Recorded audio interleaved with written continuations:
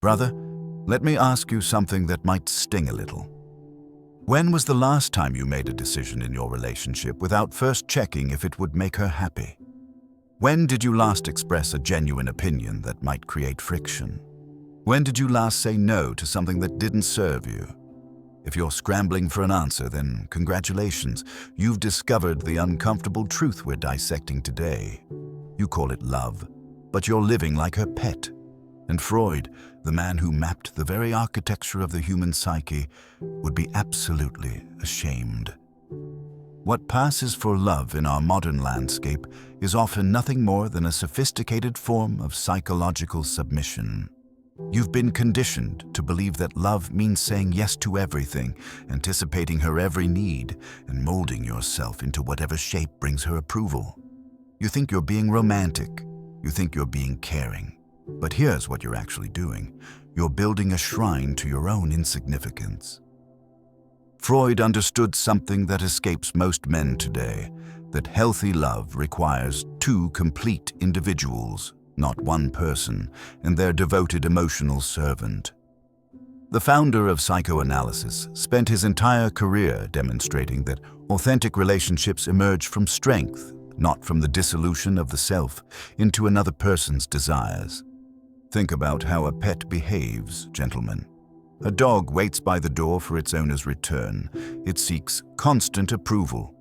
It changes its behavior based entirely on whether it receives positive or negative reinforcement. It has no independent goals, no separate identity, no capacity to challenge or surprise its owner in meaningful ways. Sound familiar?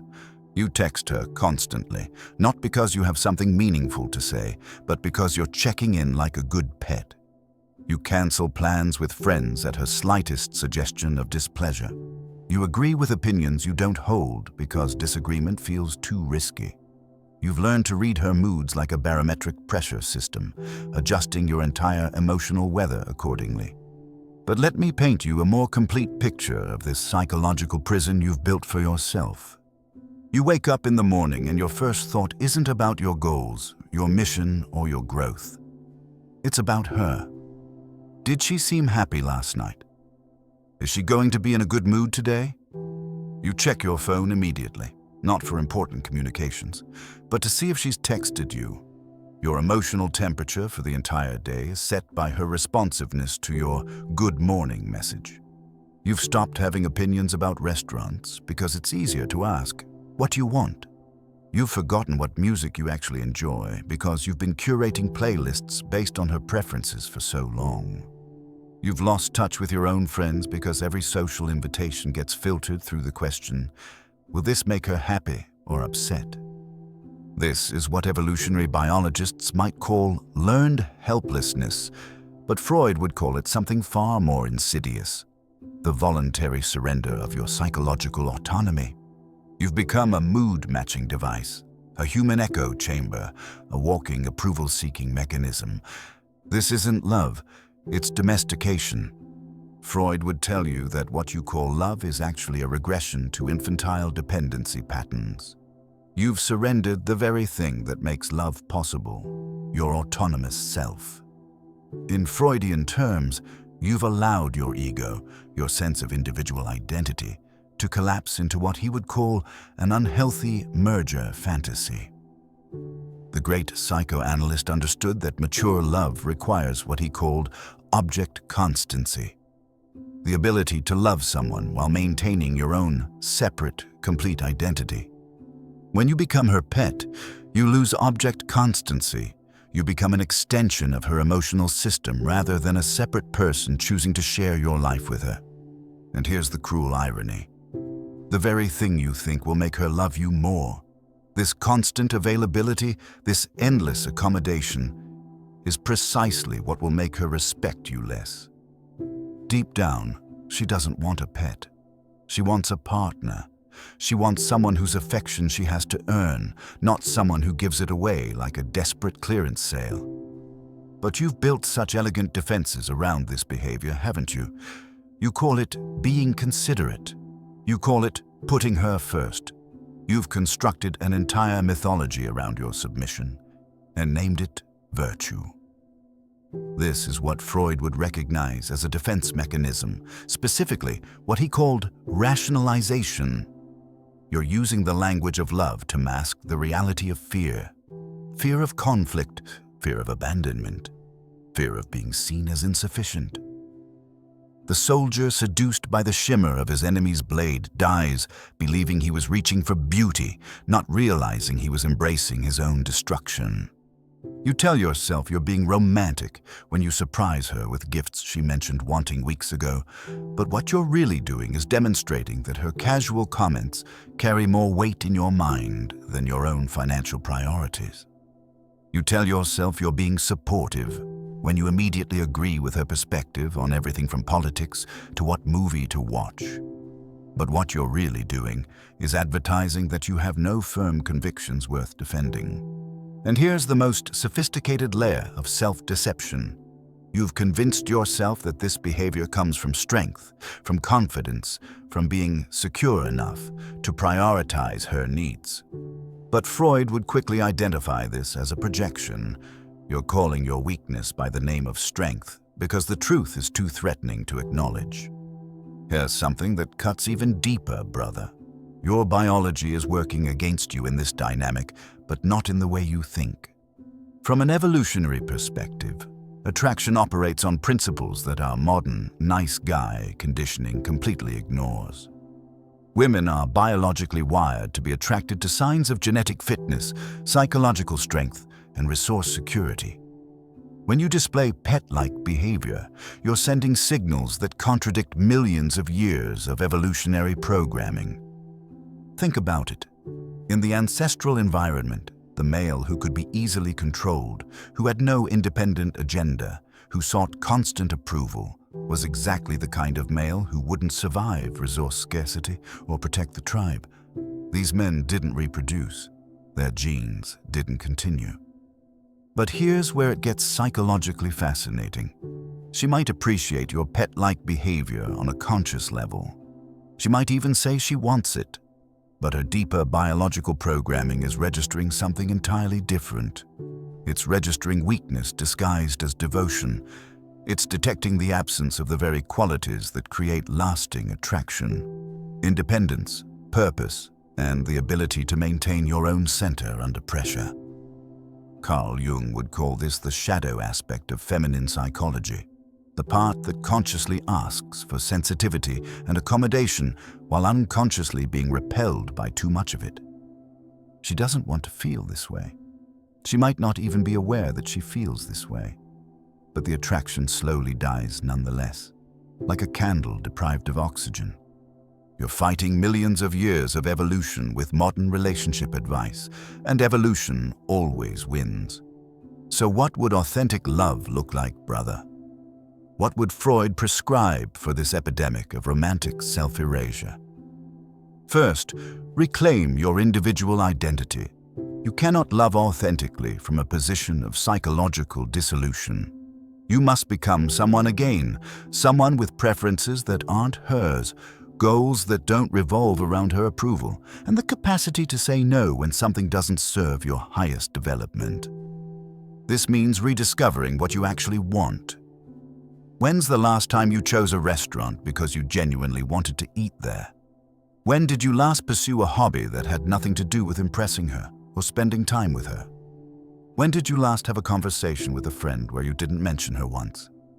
Start small, but start immediately. Choose the movie next time. Express a genuine preference, even if it's different from hers. Disagree with something she says.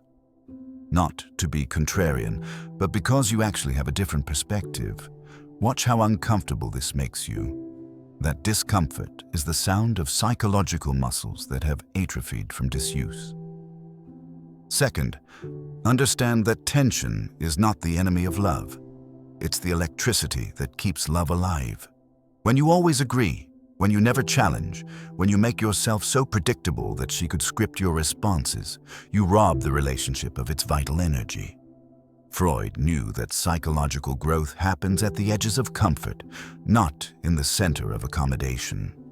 This doesn't mean becoming argumentative or difficult. It means becoming interesting. It means having your own opinions, your own goals, your own life that she gets to be part of rather than the center of. It means creating space for her to miss you, to wonder about you, to be curious about what you're thinking, rather than already knowing because you've made yourself transparent in your desperation to be liked. Third, start making decisions based on your own inner compass, not her emotional weather patterns. This doesn't mean becoming selfish. It means becoming self-possessed. There's a profound difference between the man who considers his partner's feelings and the man who is controlled by them. Here's a practical framework. Before you make any decision in your relationship, ask yourself 3 questions. First, what do I actually want here? Second, what would I choose if I wasn't afraid of her reaction? Third, what decision would I respect myself for making? Notice how rarely you've been asking these questions. Notice how foreign they feel. This is the measure of how far you've drifted from your own center. Fourth, develop what Freud would call frustration tolerance, the ability to remain centered when she's upset with you. This is perhaps the most crucial skill because it's the foundation of everything else. As long as her displeasure sends you into immediate fix-it mode, you'll always be her pet rather than her partner.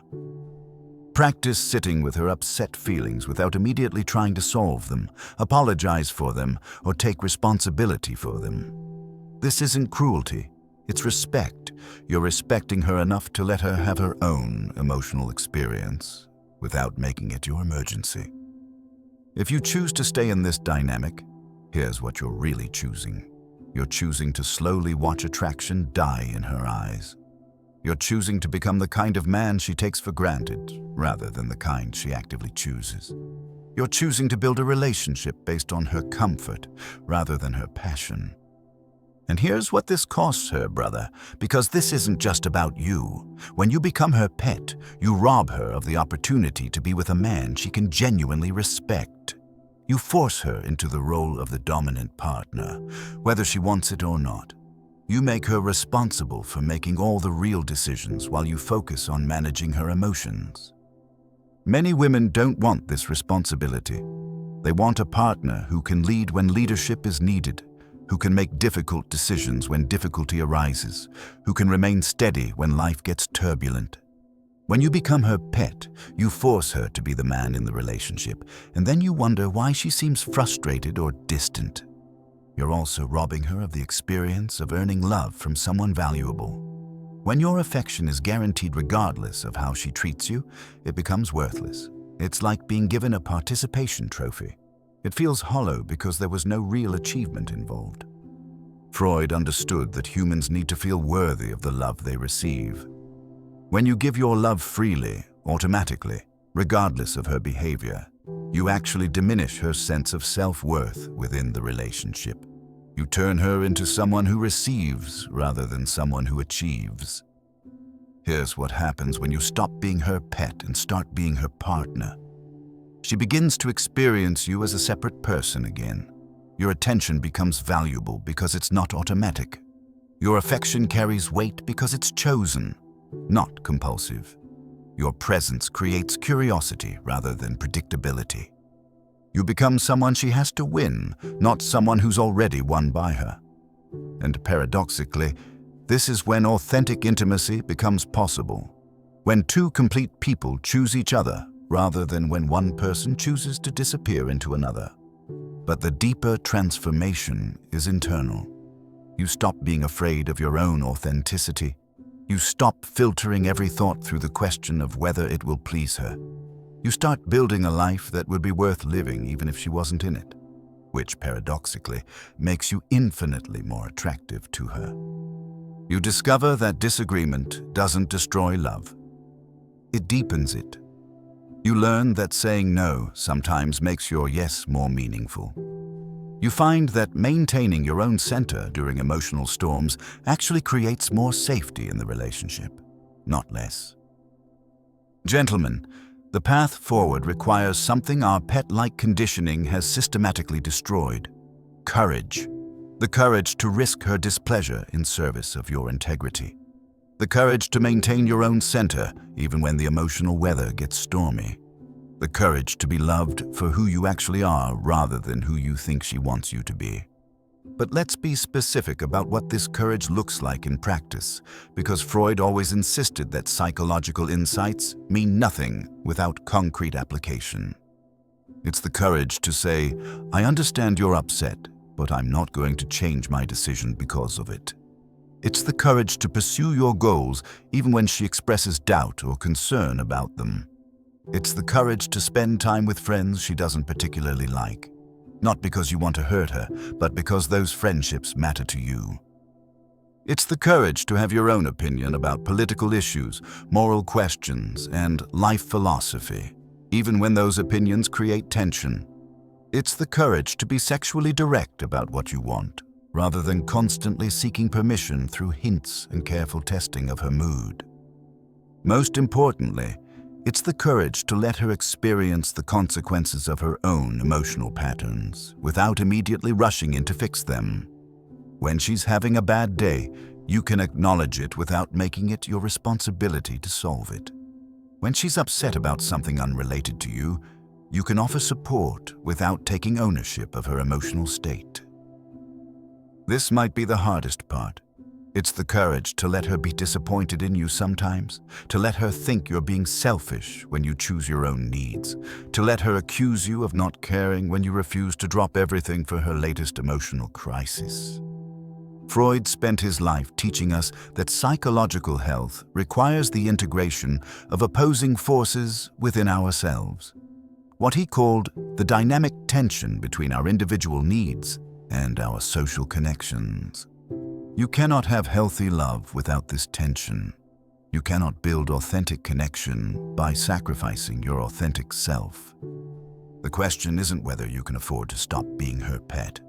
The question is whether you can afford to keep building your life around someone else's approval. The question is whether you're ready to trade the false safety of submission for the real adventure of mutual respect. Here's what I want you to understand. The woman who truly loves you doesn't want a pet. She wants a partner. She wants someone whose respect she has to earn, whose attention she has to deserve, whose love comes from choice rather than compulsion. She wants to be with someone who challenges her to be her best self, rather than someone who accepts any version of her out of fear of conflict. But she can't tell you this directly, because it would defeat the purpose. If she has to ask you to be stronger, to be more independent, to have more backbone, then you've already failed the test. Strength that has to be requested isn't strength at all. It's performance. Stop calling it love when it's really just fear wearing a romantic costume. Start building a soul worthy of genuine partnership. Start becoming the kind of man who inspires love rather than one who begs for it. The choice, as always, is yours. But choose quickly, because while you're busy being her pet, life is passing you by and authentic love is happening somewhere else, between people brave enough to remain themselves. And remember this, brother. Every day you spend as her pet is a day you rob both of you of the possibility of real love. Every moment you choose safety over authenticity is a moment you choose comfort over growth. Every time you say yes when you mean no, you build another bar in the prison of your own making. The door to that prison isn't locked. It never was. But walking through it requires something our modern world has forgotten how to teach: the courage to be disliked by the person whose approval you crave most. Freud would tell you that this is where psychological freedom begins. Not in being loved by everyone, but in being authentic with the people who matter. Not in avoiding all conflict, but in choosing which conflicts are worth having. Not in becoming perfect, but in becoming real. Brother, it's time to stand up.